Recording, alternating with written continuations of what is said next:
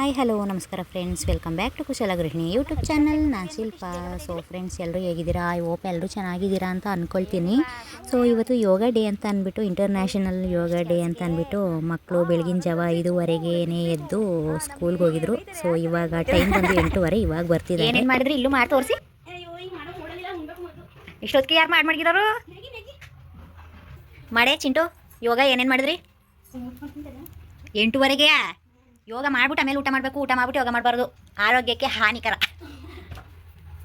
ಬಾ ಒಂದ್ಸಲ ತೋರಿಸು ಹೆಂಗೆ ಮಾಡಿದ್ರಿ ಅಂತ. ಇವತ್ತು ಯೋಗ ಡೇ ತಾನೇ.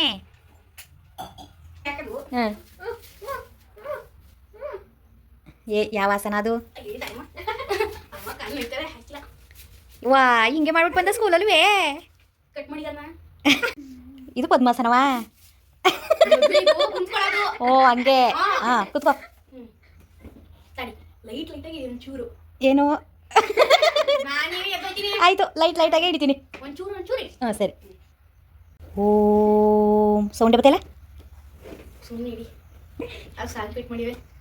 ಸಾಂಗ್ ಫಿಟ್ ಮಾಡಿದ್ರೆ ಕಾಪಿ ರೈಟ್ ಬರ್ತದೆ ಆಮೇಲೆ ನನ್ನ ಚಾನಲ್ ಹಾಗೆ. ಇದ್ಯಾವ ಆಸನ? ವೃಕ್ಷಾಸನ. ಓ, ಸ್ಕ್ರೀನ್ ಕಾಣಕ್ಕೆ ಇಲ್ವಲ್ಲ. ಒಂದು 10 ನಿಮಿಷ ಹಂಗೆ ನಿಂತ್ಕೊಬಿಡು. ಹೊತ್ತಿಗೆ ನೀನು ಕೇಳಿದ್ದೆಲ್ಲ ಮಾಡ್ಕೊಡ್ತೀನಿ. 10 ಸೆಕೆಂಡ್ ನಿಂತ್ಕೊಳ್ಳೋದಿಲ್ಲ. 1 2 3 4 ಹಾಂ ಆಯಿತು. 21 ಬೇರೆ ಕಾಲ ನಾನೆಲ್ಲ ಬೇರೆ ಪೋಸಿನ ಅನ್ಕೊಬಿಟ್ಟೆ. ಹಾಂ ಮಾಡದ್ನೇ. ರೈಟ್ ಹ್ಯಾಂಡ್ ಅಲ್ಲ, ರೈಟ್ ಲೆಗ್ ಆಮೇಲೆ ಲೆಫ್ಟ್ ಲೆಗ್ ಅಂತ. ರೈಟ್ ಹ್ಯಾಂಡ್ ಅಂತೆ, ಲೆಫ್ಟ್ ಹ್ಯಾಂಡ್ ಅಂತೆ. ಅವನು ಯೋಗ ಮಾಡಿ ತೋರಿಸ್ತಾನೆ ಏನೇನು ಮಾಡ್ಕೊಂಡು ಅಂತ. ಇವಳು ಪುರಾಣ ಮಾಡಿ ಹಾಕ್ತಾಳೆ. ವಜ್ರಾಸನ.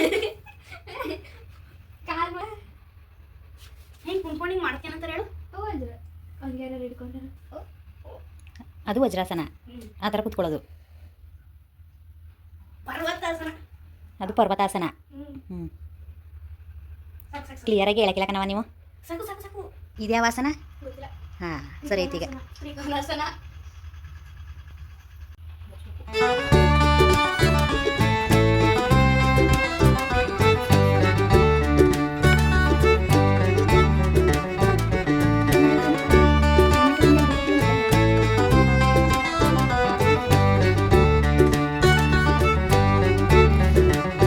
ಬೆಳಿಗ್ಗೆ ಹಾಲು ಕುಡಿದೇ ಹೋಗಿರೋದಕ್ಕೆ ಇವಾಗ ಬತ್ತಿದಂಗೆ ಹಾಲು ಕೊಡಮ್ಮ ಅಂತ ಕೇಳ್ದೆ. ಸೊ ಇವಾಗ ಹಾಲು ಕೊಡ್ತಾ ಇದ್ದೀನಿ. ಇದು ಬೂಸ್ಟ್ ಜೊತೆ ಫ್ರೀ ಕೊಟ್ಟಿದ್ದು ಲೋಟ. ಇದು ನನ್ನ ಮಗಂದು. ಇದು ನನ್ನ ಮಗಳಿಗೆ ನನ್ನ ಮಗ ರಕ್ಷಾಬಂಧನ ದಿನ ಗಿಫ್ಟ್ ಕೊಟ್ಟಿದ್ದು. ಇದು ನನ್ನ ಮಗಳದು, ಇದು ನನ್ನ ಮಗಂದು. ಏನಿಲ್ಲ, ಬೆಳಗ್ಗೆ ಕುಡಿಯಲ್ಲ, ಈಗ ಕುಡಿತಾ ಇದ್ರಿ ಅಷ್ಟೇ. ಏನೀಗ ಒಂದು 5 ನಿಮಿಷ ಲೇಟ್ ಆದರೂ ಊಟ ಮಾಡ್ಕೋಬೋದು ಅಪ್ಪ ನಿಧಾನಕ್ಕೆ. ಯೋಗ ಮಾಡಿದ್ಮೇಲೆ ಜಾಸ್ತಿ ಊಟ ತಿಂಡಿ ಬಗ್ಗೆ ತಲೆ ಕೆಡಿಸ್ಕೊಬಾರ್ದು ಮಕ್ಕಳ. ಕಾವಿ ಕುಣಿಸಣ ಇಲ್ವಾ ಅಂತ ಕೇಳ್ಕೊಬಂದಿದ್ನ. ಆಗ ಅವರಿಲ್ಲ ಯೋಗ ಮಾಡ್ಕೋದ್ರೆ ನೀನು ಹೋಗಿಲ್ವ ಅಣ್ಣ. ಅವನು ನಮ್ಗೆ ರಜಾ ಅಂದ. ನೀನು ಕೇಳ್ಕೊಂಬಂದಿದ್ದಲ್ಲಪ್ಪ ಮ್ಯಾಗಿ ಮಾಡೀನಿ ಅಂದೆ. ಒಂದು ಪ್ಲೇಟ್ ಹಾಕೊಡು, ಬಿಸಿ ಮಾಡಿಸ್ಕೊಂಡು ತಿನ್ಕೋತೀನಿ ಮನೇಲಿ ಅಂದ. ಇಲ್ಲೇ ಬಿಸಿ ಮಾಡ್ಬಿಟ್ಟು ಬಾಕ್ಸ್ ಹಾಕೊಟ್ಟೆ ಒಂಚೂರ ತಗೊಂಡು ಹೋದ್ರು. ಇನ್ನೊಂದು ಗೊತ್ತಂತವ ಹುಡಿಕೊಂಡು ಕುಣಿಸಣ ಬಂದ ಅಂತ ನೋಡ್ನಾ ಗೊತ್ತ ನಂಗೆ. ಸ್ನ್ಯಾಕ್ಸ್ ತೊಗೊಂಡು ಬನ್ನಿ ಅಂತ ಹೇಳಿದ್ರಂತೆ. ಬೆಳಗ್ಗೆನೇ ಎದ್ದು ಮ್ಯಾಗಿ ಮಾಡ್ಕೊಟ್ಬಿಡಮ್ಮ ಅಂತ ಕೇಳಿದರು. ನಾನು ನೈಟೇ ಎಲ್ಲನೂ ತರಕಾರಿ ಎಲ್ಲನೂ ಕಟ್ ಮಾಡಿ ಮತ್ತು ಬಟಾಣಿ ಎಲ್ಲ ನೆನೆಸಿಟ್ಟಿದ್ದೆ. ಆದರೆ ಅವರು ಬೆಳಗಿನ ಜಾವ ಅವರು ಎದ್ದಿದ್ದು ಲೇಟು, ನಾನು ಎದ್ದಿದ್ದು ಲೇಟು. ಸೊ ಹೋಗೋಕ್ಕೆ ಸಲುವಾಗಿ ಬರೀ ಒಂದು ಸ್ವಲ್ಪ ನೀರು ಮತ್ತು ಒಂದು ಸ್ನ್ಯಾಕ್ಸ್ ಕೊಟ್ಟು ಕಳಿಸಿದೆ ಅಷ್ಟೇ. ಸೊ ಅವ್ರು ಬರೋಷ್ಟೊಳಗೆ ರೆಡಿ ಮಾಡಿಟ್ಟಿದ್ದೆ. ಇವಾಗ ಅವ್ರು ಬಂದ ಮೇಲೆ ಹಾಲು ಕೊಟ್ಟಿದ್ದಾದಮೇಲೆ ನೆಕ್ಸ್ಟು ಮ್ಯಾಗಿನ ಬಿಸಿ ಮಾಡಿಕೊಡ್ತಾ ಇದ್ದೀನಿ. ಇವಾಗ ಮುದ್ದೆ ಎಲ್ಲನೂ ತಿರುಗಿ ಇಟ್ಟಿದ್ದೀನಿ. ಸೊ ಹೊಲ್ದ ಹತ್ರ ಹೋಗಬೇಕು. ರಜೆ ಇರೋದ್ರಿಂದ ಮಗನು ಸುಮ್ಮನೆ ಮನೆ ಹತ್ರ ಕೂತಿರ್ತಾನೆ ಅಂತ ಅಂದ್ಬಿಟ್ಟು ನಾನು ಒಬ್ಬಳೇ ಬರ್ತಿದ್ನಲ್ಲ ಅಂತ ಅಂದ್ಬಿಟ್ಟು ನನ್ನ ಜೊತೆಗೆ ಕರ್ಕೊಂಡು ಬಂದೆ. ಇದು ಮರಣ್ವೆ, ಆದರೆ ಇದನ್ನು ಅಡುಗೆಗೆ ಯೂಸ್ ಮಾಡೋದಿಲ್ಲ. ಇದು ಹಿಂಗೆ ಬಿಟ್ಬಿಟ್ಟು ಹಿಂಗೆ ಒಣಗೋಗದೆ. ಇದು ಯಾವುದಕ್ಕೂ ಯೂಸ್ ಆಗದೆ ಇರೋ ಅಂತ ಅಣಬೆ.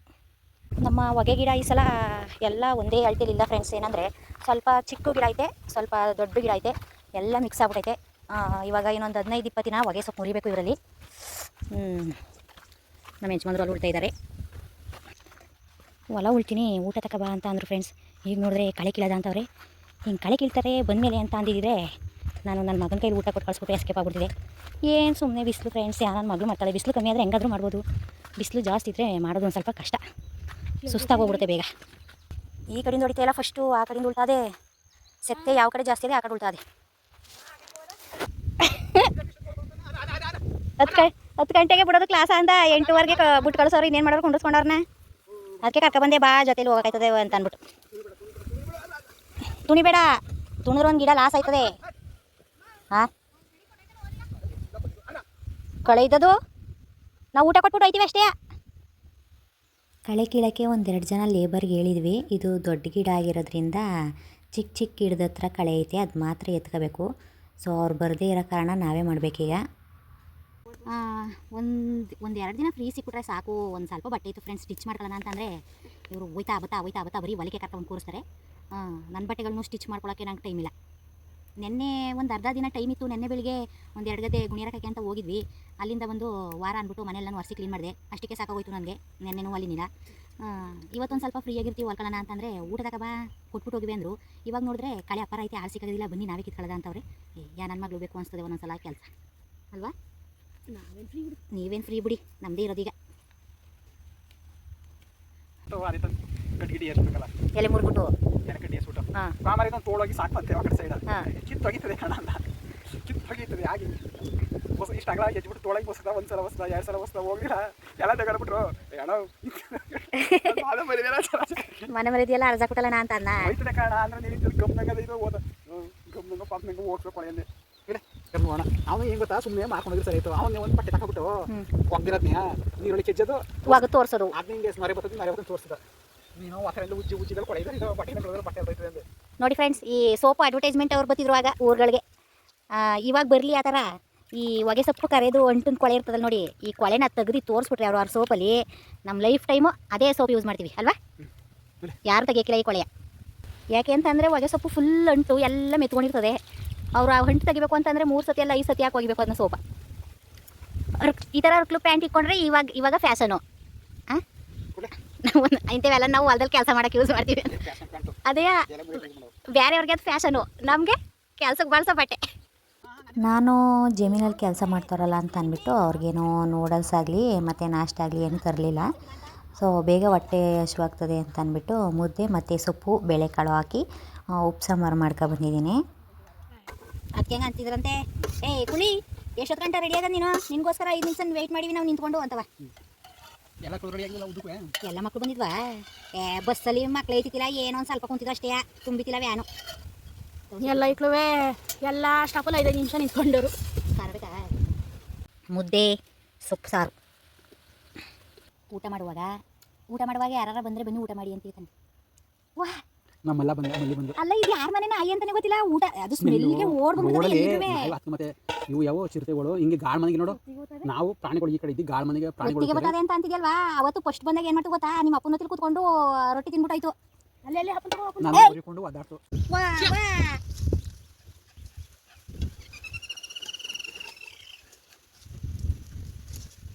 ಇದು ಯಾರ ಮನೆ ನಾಯಿ ಅಂತಲೂ ಗೊತ್ತಿಲ್ಲ.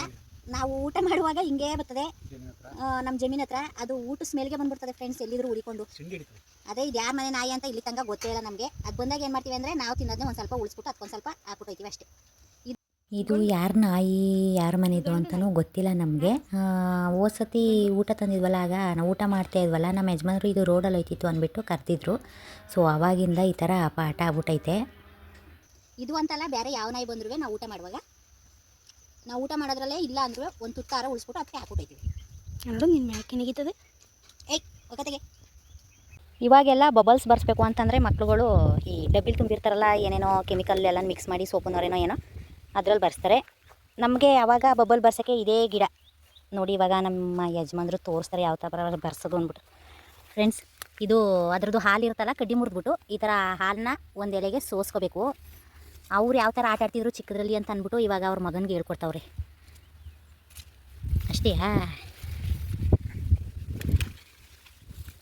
ಈ ಥರ ಮುರಿದ್ಬಿಟ್ಟು ಹಿಂಗೆ ಹಿಡಿದ್ರೆ ನೋಡಿ, ಅಲ್ಲಿ ಅದ್ರದ್ದು ಹಾಲು ತೊಟ್ಟಿಗ್ತಾಯ್ತಲ್ಲ, ಅದೇ ಮೇನು ಬಬಲ್ಸ್ ಬರ್ಸೋಕ್ಕೆ. ಅದನ್ನು ಹಿಂಗೆ ಎಜ್ಬಿಟ್ಟು ಉಫ್ ಅಂತ ಊದಕ್ಕೆ ಅಂತ ಅಂದ್ಬಿಟ್ಟು ಇಲ್ಲಿ ಒಂದು ಗರ್ಕೆ ಹುಲ್ಲನ್ನ ಕಿತ್ಕೊಂಡು ಒಂದು ಕಡ್ಡಿ ರೆಡಿ ಮಾಡ್ಕೊಂಡವ್ರೆ. ನಾವು ಕಡೆ ಕೀಳ್ತಿದ್ದೋ, ನಮ್ಮ ಮಗ ಸುಮ್ಮನೆ ಕುಂತಿದ್ನಲ್ಲ ಅಂತ ಅಂದ್ಬಿಟ್ಟು ತೋರಿಸ್ಕೊಡ್ತಾವ್ರೆ ಅವನಿಗೆ, ಇದನ್ನಾರು ಆಡ್ಲಿ ಕೂತ್ಕೊಂಡು ಅಂದ್ಬಿಟ್ಟು. ಏನೇ ಆದರೂ ಚಿಂಟು ಇವೆಲ್ಲ ಮಿಸ್ ಮಾಡ್ಕೊತಾಳೆ ಪಾಪ, ಮನೇಲೇ ಇರ್ತದೆ ಅದು.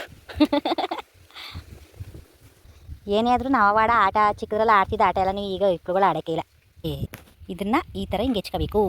ಹಿಂಗೆ ಹೆಚ್ಕೊಂಡು ಓಹೋ ಆಪ್ರೇಷನ್ ಸಕ್ಸಸ್ ಅಂತ ನೋಡು. ಊದು ಒಂದ್ಸತಿ ನೋಡ್ತೀನಿ ಹಂಗೆ ಹೆಚ್ಕೊಳ್ಳೋದು. ಹಂಗೆ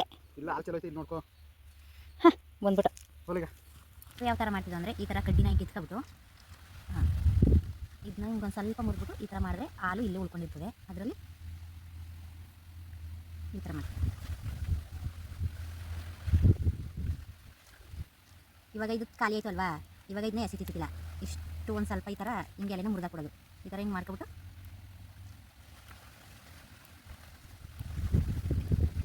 ಇದೇನು ಮಾಡ್ತೇನೆ ಹೇಳಿ ನಾನು ಎಣಿ ನಾವು ಆಟಾಡ್ತಿದ್ದೋ ಆಗ ಹೆಂಗೆ ಅಂತ ಹೇಳ್ಕೊಡ್ತಾರೆ. ಇದು ಗಟ್ಟಿಯಾಗಿರ್ತಂಗಿಂತ ಇಷ್ಟು ಮುರ್ಕೊಳವಾ, ಹಿಂಗೆ ಮುರ್ಕೊಬಿಟ್ಟು ಇದು ಏನು ಮಾಡ್ತಿದ್ದು ಅಂತಂದರೆ ಸರನೂ ಅಲ್ಲ,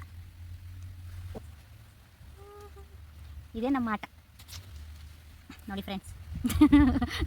ಈ ಥರ ನಾವು ಆಡ್ತಿದ್ರು ಚಿಕ್ಕದ್ರಲ್ಲಿ. ಯಾರೆಲ್ಲ ಈ ಥರ ಕಾಚಿ ಎಲೆಯಲ್ಲಿ ಕಿತ್ಕೊಂಡು ಕಾಚಿ ಕಡ್ಡಿಯಲ್ಲಿ ಈ ಥರ ಮೊಟ್ಟೆ ಬರ್ಸ್ಕೊಂಡೆಲ್ಲ ಬಬಲ್ಸ್ ಎಲ್ಲನೂ ಬರ್ಸ್ಕೊಂಡು ಆಟಾಡಿದ್ದೀರಾ ಅಂತ ಕಮೆಂಟ್ ಮಾಡಿ.